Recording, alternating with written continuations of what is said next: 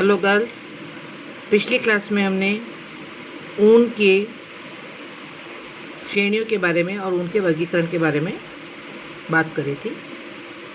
आज हम बात करेंगे ऊन के निर्माण की या ऊन के उत्पादन की, यानी मैन्युफैक्चरिंग ऑफ वूल। इसके बहुत सारे पद हैं, तो हम एक एक पद को, एक एक चरण को, एक एक स्टेप को लेकर के चलेंगे। सबसे पहला जो स्टेप है इसमें है कटाई का, या शेयरिंग बोलते हैं इसको, कटाई या शेयरिंग। ऊन उत्पादन में भेड़ों के शरीर से बाल हटाना सबसे पहला कार्य है। ऊन उतारने से पहले भेड़ों को प्रतिरोधी जल में नहलाया जाता है और कटाई की प्रक्रिया जो है वो हाथ या मशीन के द्वारा होती है। प्रशिक्षित व्यक्ति एक दिन में 200 भेड़ों की ऊन उतार सकता है। मशीनी कैंचियों द्वारा ऊन उतारना सरल होता है। इसमें ऊन अधिक सफाई व शीघ्रता से उतरती है। काटने पर ऊन एक परत के रूप में उतरती है, लेकिन यह ऊन अशुद्धियों युक्त होती है। इसमें बहुत सारी अशुद्धियाँ पाई जाती हैं और गर्म पानी द्वारा तेली पदार्थ को अलग कर लिया जाता है। यह ऊन ग्रीस ऊन कहलाती है। इस ग्रीस ऊन का प्रयोग श्रृंगार सामग्रियों में भी किया जाता है, क्योंकि यह प्राकृतिक होती है और त्वचा में आसानी से घुल जाती है। भेड़ के पेट के बाल पहले उतारे जाते हैं, उसके बाद पीठ, सर और अन्य जगहों के बाल उतारे जाते हैं। सबसे अच्छी ऊन भेड़ के बगल एवं कंधों से प्राप्त होती है, जिन्हें काटते समय ही अलग कर लेना चाहिए। पेट, छाती, सिर एवं टांगों से उतारी ऊन द्वितीय श्रेणी की मानी जाती है। ऊन काटने के बाद इन्हें 100 से 160 किलोग्राम के भार वाले बोरों में भर लिया जाता है। हमारे यहाँ एक मारवाड़ी ऊन से प्रति वर्ष लगभग 1.5 किलो ऊन और जैसलमेरी भेड़ से 2.5 किलो ऊन तक प्राप्त की जा सकती है। सेकेंड स्टेप है छटाई और स्तरीकरण या ग्रेडिंग या श्रेणीकरण। तो स्पर्श एवं दृष्टि द्वारा कुशल कारीगर ऊन की छटाई करते हैं और उनको उनके स्तरों के अनुसार अलग कर लिया जाता है। ऊन की किस्म का निर्धारण ऊन की किस्म, लंबाई, महीनता, प्रत्यास्थता, मजबूती और सूक्ष्मता के आधार पर किया जाता है। एक ही भेड़ के शरीर से 15 से 20 श्रेणियों का ऊन प्राप्त होता है। लंबे और सूक्ष्म ऊन को वर्स्टेड वस्त्र बनाने हेतु अलग रखा जाता है। वर्स्टेड वस्त्र कौन से होते हैं? जिनसे हम कोट, पैंट, सूट्स, पैंट्स आदि बनाते हैं, वो वर्स्टेड कहलाते हैं। कि आपको देखने में वो ऊनी नहीं लगते, लेकिन उनमें ऊनी फाइबर का ही प्रयोग किया जाता है। तीसरा स्टेप है सफाई और धुलाई। इस प्रक्रिया में ऊन को तनुशारी माध्यम से जुड़ी हुई टंकियों में, 4 जुड़ी हुई टंकियों में से क्रमानुसार निकाला जाता है और धोया जाता है। इस प्रक्रिया में वसा व पसीना आदि अशुद्धियाँ और बाह्य पदार्थ हटा दिए जाते हैं। तंतु पहली टंकी में धोने के बाद दूसरी में रिंस किया जाता है और अंतिम टंकी में आने पर ऊन का रंग जो है वो स्वच्छ और सफ़ेद हो जाता है। विशेष लंबाई के लिए कार्बोनाइजिंग की प्रक्रिया की जाती है, जिसमें तंतुओं को गंधक के अम्ल यानी सल्फ्यूरिक एसिड या इसमें HCl में से गुजारा जाता है और तंतुओं को सावधानीपूर्वक नियंत्रित तापक्रम में सुखाया जाता है। कई बार वाष्पित घोलक द्वारा भी धुलाई की जाती है। वाष्पित है जो कि वाष्पित हो जाता है वो घोल, तो वाष्पित घोल द्वारा भी धुलाई की जाती है, जिससे चिकनाई आदि हटाई जाती है। इसके लिए वाष्पित घोल जैसे benzene, petroleum, naphtha, carbon tetrachloride आदि के घोल में ऊनी रेशों को डाला जाता है, जिससे चिकनाई इसमें घुल जाती है और रेशे स्वच्छ और साफ और नरम हो जाते हैं। नेक्स्ट स्टेप है सुखाना या ड्राइंग।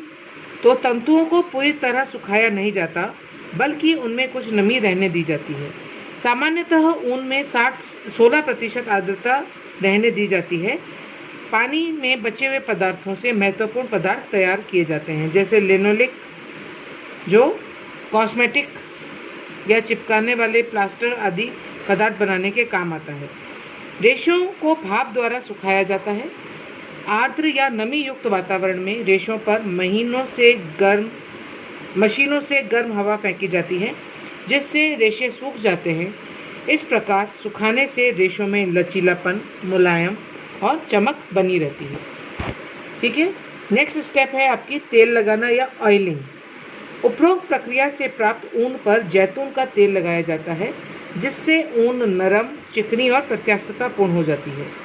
इससे धुनने की प्रक्रिया में ऊन के टूटने की संभावना भी अत्यंत कम हो जाती है। तो सुखाने और ऑयलिंग के बाद में जो प्रक्रिया है वो है रंगना या डाइंग। तो ऊन को यदि कच्चे माल की स्थिति में रंगना होता है तो यही अवस्था उत्तम रहती है और इसी अवस्था में इनको रंग दिया जाता है। इसके बाद में जो नेक्स्ट स्टेप है वो है ब्लेंडिंग या सम्मिश्रण। विभिन्न किस्मों की ऊन को इस अवस्था में परस्पर सम्मिलित या मिश्रित किया जाता है। प्रायः उलझी हुई ऊन और निम्न श्रेणी की ऊन को बढ़िया किस्म की ऊन के साथ मिलाया जाता है। ऐसा करने से वस्त्र के मूल्य में कमी और वस्त्रों में मजबूती लाई जा सकती है। कभी कभी वस्त्र की किस्मानुसार ऊन के साथ नायलॉन, पॉलिएस्टर या एक्रिलिक जैसे तंतुओं का भी सम्मिश्रण किया जाता है। ऊन को मिलाने से इन वस्त्रों में गर्माहट, अवशोषकता, कठोरता, कोमलता आदि गुणों में वृद्धि की जाती है। उत्तम श्रेणी का ऊन कोमल और सूक्ष्म होने के कारण निर्बल होता है और उसे वस्त्रों की बुनाई करने योग्य धागों के रूप में परिवर्तित करने के लिए कुछ मजबूत धागों से सम्मिश्रित करना आवश्यक होता है। कभी कभी इनमें कपास के रेशे भी मिलाए जाते हैं और वो वस्त्र आपका किस नाम से आता है? कॉट्स वूल के नाम से, यानी इसमें कॉटन और वूल मिश्रित हो। और इसके बाद का जो स्टेप है दैट इज़ वेरी इंपॉर्टेंट और वो है कार्डिंग या धुनाई। जैसा कि आपने कपास में भी देखा था, कपास में कपास को धुना जाता है, जिससे उसमें जो अतिरिक्त गंदगी है वो सारी बाहर निकल आती है। तो ऊन के तंतु ऊन के केस में तो ऊन के तंतु सीधे नहीं होते और उनको धुनाई की प्रक्रिया द्वारा खोलकर अलग अलग किया जाता है और एक नरम और पतली गौज के समान पट्टी में परिवर्तित किया जाता है। धुनाई प्रक्रिया में ऊन का वर्गीकरण ऊनी रेशों और वस्टेड रेशों के रूप में किया गया है। रेशों की धुनाई के पूर्व यह निश्चित कर लिया जाता है कि इनसे किस प्रकार के वस्त्र बनाए जाने हैं। दोनों की निर्माण प्रक्रिया भिन्न भिन्न होती है।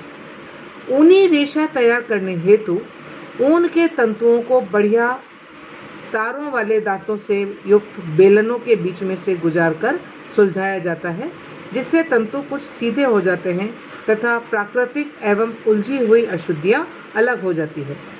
इस प्रकार की ऊन से निर्मित वस्त्रों की सतह खुरदुरी और रोएदार होती है और वस्त्र कमजोर हो जाते हैं। वस्टेड रेशा तैयार करने हेतु लंबे एवं बढ़िया, चिकने, समानांतर तंतुओं की आवश्यकता होती है और इसके लिए इन तंतुओं को धुनाई प्रक्रिया के बाद कंघी करना प्रक्रिया के लिए भेज दिया जाता है। धुनाई प्रक्रिया विशेष प्रकार से की जाती है ताकि रेशे पूर्णतः समानांतर, चिकने हो जाएं, क्योंकि इन पर अधिक ऐंठन देनी होती है। इन अतिरिक्त प्रक्रियाओं के कारण ये वस्त्र अत्यधिक मूल्य के होते हैं। जैसा आपको मालूम है, जब ये आप जो शूटिंग की शर्टिंग की जब आप ये वस्त्र लेने जाते हैं, यानी आप कोई सूट सिलवाना है, गर्म सूट सिलवाना है, तो वो वस्त्र आपको काफ़ी महंगे मिलेंगे अपेक्षाकृत जो साधारण वस्त्र हम बाजार से प्राप्त करते हैं। धुनाई के बाद की जो प्रक्रिया है वो कंघी करना या कोम्बिंग। यह प्रक्रिया सिर्फ वस्टेड तंतुओं के लिए ही की जाती है। इस प्रक्रिया में छोटे रेशों को लंबे रेशों से अलग कर दिया जाता है और उनको समानांतर स्थिति में लाया जाता है। रेशों से सभी अशुद्धियाँ जैसे मिट्टी के कण आदि दूर हो जाते हैं और लगभग 10 सेंटीमीटर लंबाई वाले रेशे लंबे, चिकने और मजबूत होते हैं। इनकी कंघी के बाद पोनियाँ बना ली जाती हैं और फिर हल्की बटाई कर इन्हें बिखरने से रोका जाता है। ऊन के लंबे सीधे रेशों को टॉप्स कहते हैं। छोटे रेशों को अन्य रेशों के साथ मिलाकर अन्य प्रकार के उपयोगी वस्त्र बनाए जाते हैं। तो ये धुनाई और कॉम्बिंग जो स्टेप्स हैं ये आपके अपने कपास के अंदर भी हमने देखे थे, काफ़ी उसके अंदर सेम है, बट ये हमको जानवरों से प्राप्त हो रही है और कपास हमारी वनस्पति से प्राप्त रेशा था। नेक्स्ट है खिंचाई या ड्राइंग। यह प्रक्रिया भी सिर्फ बस्टेड वस्त्रों के लिए की जाती है और इसके अंतर्गत कई पूनियों को मिलाकर सघन किया जाता है यानी डेंस किया जाता है और फिर इन्हीं में से खींचकर पतली पूनियाँ बनाई जाती है। खींचते समय हल्की बटाई भी की जाती है और ऐंठन देने की प्रक्रिया को हम रॉबिंग कहते हैं। नेक्स्ट है कताई या spinning, as same as cotton. तो कताई द्वारा पूनियों से सूत तैयार किया जाता है। ऊनी रेशों को म्यूल कताई मशीन पर काता जाता है, जबकि बस्टेड रेशों की कताई किसी भी मशीन पर की जा सकती है, जैसे म्यूल, कैप, फ्लायर, रिंग आदि। म्यूल कताई मशीन पर धागा मोटा, मुलायम और फिजी निकलता है। धागों को महीन, पतला, चिकना, गोलाकार और कड़ा बनाना अनिवार्य होता है। बस्टेड वस्त्रों में कताई के बाद धागों को लच्छियों के रूप में समेट लिया जाता है और बस्टेड रेशों की कताई को अलग अलग विधियों से हम करते हैं इनकी कताई। तो दो पद्धतियां हैं इसकी। पहली है अंग्रेजी पद्धति, जिसमें रेशों पर कंघा करने की प्रक्रिया से पहले चिकनाई लगाई जाती है और अधिक बटाई की जाती है। इससे रेशे अधिक चिकने और महीन बनते हैं। साथ ही इनसे जो बने वस्त्र होते हैं वो अधिक मजबूत होते हैं। दूसरी जो पद्धति है वो फ्रांसीसी पद्धति कहलाती है और इसमें तेल का प्रयोग नहीं किया जाता, रेशे पर बटाई नहीं की जाती और इससे कोमल बस्टेड वस्त्र तैयार कर लिए जाते हैं। ऊनी वस्त्र की कताई इकहरे या दोहरे सूत, 3 या 4 प्लाई के सूत, जिसमें 2, 3, 4 सूत को आपस में मिलाकर कताई की जाती है। इकहरी प्लाई और दोहरी प्लाई सूत मशीन बुनाई के लिए रखे जाते हैं। 3 और 4 प्लाई के सूत का प्रयोग हाथ की बुनाई के लिए तैयार किया जाता है। राइट, नाउ नेक्स्ट इज बुनाई या वीविंग। ऊनी वस्त्रों और बस्टेड वस्त्रों की बुनाई अलग अलग तरीकों से की जाती है।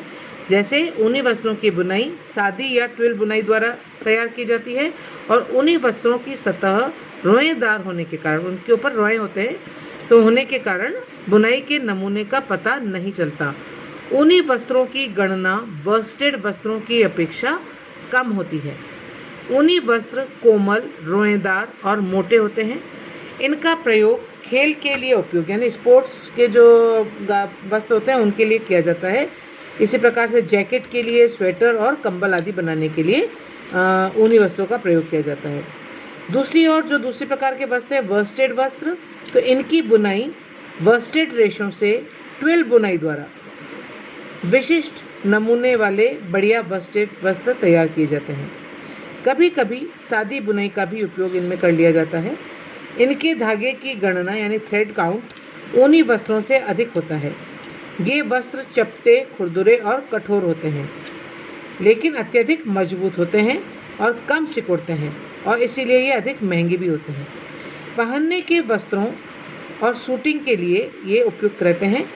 चिकनी सतह और ट्विल बुनाई के कारण बुनाई एवं रचना संबंधी दोष इनमें स्पष्ट दिखाई देते हैं। इनके वस्त्र जल्दी गंदे नहीं होते और शिकन प्रतिरोधकता भी इनमें अधिक पाई जाती है। नेक्स्ट स्टेप इज भराई या फिलिंग। तो वस्त्र के बनकर तैयार होने पर उनकी भराई या फिलिंग की जाती है। भराई से इनकी रचना सघन हो जाती है और वस्त्र आकर्षक दिखने लगते हैं। भराई के लिए तैयार वस्त्रों को गर्म साबुन वाले पानी में दबा दबा कर घुमाया जाता है, जिससे रेशों की आपसी दूरी कम हो जाती है और वे आपस में फंस कर सट जाते हैं। साथ ही वस्त्र को जितना सिकुड़ना होता है वह सिकुड़ जाता है। इस प्रकार नमी, गर्मी और दबाव के हल्के प्रभाव से ठंडे पानी में धोने की क्रिया भराई कहलाती है और इनसे जो वस्त्र और भी मजबूत और टिकाऊ हो जाते हैं। नेक्स्ट स्टेप इज क्रैबिंग, यानी उसका जो रूप है उसको स्थिर करना। तो that is called crabbing, that is CRABBING। इस विधि के द्वारा तैयार वस्त्र की रचना को भारी सिलेंडरों से स्थिर किया जाता है और संरचना को पक्का कर दिया जाता है। इसी प्रक्रिया से वस्त्र पर प्रेस या आयरन या इस्त्री भी हो जाती है। नेक्स्ट स्टेप इज ब्लीचिंग और डाइंग, ब्लीचिंग और रंगाई। तो निर्माण के समय के पीलेपन को दूर करने के लिए वस्त्रों में सफ़ेदी लाई जाती है और इन्हें अम्लीय रंगों से रंगा जाता है। ब्लीचिंग के लिए हाइड्रोजन परऑक्साइड यानी H2O2 का प्रयोग किया जाता है। तीव्र ब्लीच के प्रभाव से ऊनी रेशे कमज़ोर और निर्बल हो जाते हैं, इसलिए इस पर हल्का ब्लीच ही काम में लिया जाता है। रंग पक्का और सभी जगहों पे समान रूप से चढ़ जाता है। And the last step is परिष्कृति और परिसज्जा, फिनिशिंग। तो गर्म वस्त्रों को प्रायः दोष मुक्त करने, निकले हुए रेशों और गांठों को काटने, मरम्मत करने, छीलकर सतह साफ करने, रोएं काटने और इस्त्री करने आदि जैसी परिष्कृति और परिसज्जा से संवारा और सजाया जाता है। शिकन प्रतिरोधी बनाने के लिए रेशे के शल्क हटाए जाते हैं और सतह को चिकना बनाने के लिए भाप और झुलसाना जैसी प्रक्रियाएं की जाती है। गर्म वस्त्रों की तैयारी में या बनाने में अनेक प्रक्रियाएं होती है। सभी प्रक्रियाएं एक ही वस्त्र पर लागू न कर वस्त्र के अनुकूल प्रक्रियाएं ही उस वस्त्र विशेष पर अपनाई जाती हैं। प्रक्रियाओं का चुनाव करते समय वस्त्र की विशिष्ट आवश्यकता और उसके विशेष प्रयोग को ध्यान में रखा जाता है। तो ये है आप मैन्युफैक्चरिंग या ऊन का निर्माण। अगली कक्षा में हम बात करेंगे ऊन की प्रॉपर्टीज़ के बारे में। तब तक के लिए गुड बाय।